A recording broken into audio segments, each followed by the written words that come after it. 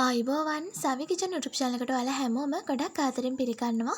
ඔන්න අදත් මම රස පැස්තා රෙසිපි එකක් අරගෙන ආවා. ඉතින් අපි බලමු කොහොමද රසට පැස්තා හදන්නේ කියලා. මම ඉස්සෙල්ලාම වතුර ටිකක් ලිපේ තියාගෙන ඒකට ලුණු එකතු කරගත්තා.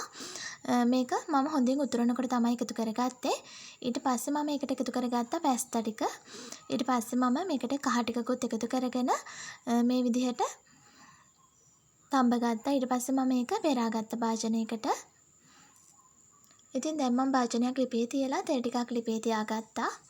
ඔන්න දැන් මම ඒකට බිත්තර එකතු කර ගන්නවා. මම මෙතෙන්දී බිත්තර දෙකක් එකතු කරගත්තා.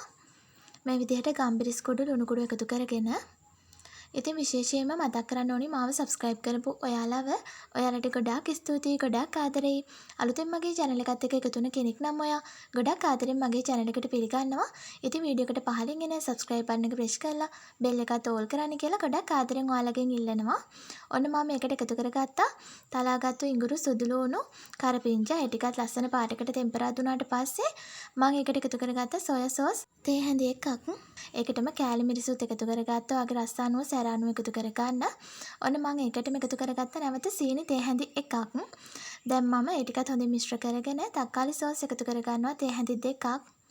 ඉතින් මේ විදිහට හොඳින් ඔයා මිශ්‍ර කරගන්න. ඉතින් සීනි දාගන්නකොට ඒ වගේම කෑලි මිරිස් දාගන්නකොට ඔයා ලිප ඔෆ් කරගෙන දාගන්න. ඊට පස්සේ ලිප ඔන් කරගෙන විනාඩියක් විතර හොඳින් ටෙම්පරාදු කරගන්න. ඔන්න දැන් මම මේකට එකතු කරගන්නවා කැරට් ලීක්ස්, ලුණු. ඉතින් ලුණු මෙන්න මේ වගේ රවුමට කපාගෙන එකතු කරගත්තා. ඔන්න දැන් මම ඒකට එකතු කරගන්නවා පැස්තා ටික. ඉතින් මෙන්න මේ විදිහට හොඳට ඔයා ලිප ගින්දර මද ගින්දරේ තියාගෙන හොඳින් මික්ස් කරගන්න. ඉතින් ඔන්න විදිහට තමයි මම රසට පැස්තා හදාගත්තේ. ඉතින් අනිවාර්යයෙන්ම ඔයාලත් හදලා බලන්න, මේක මාරම රසයි.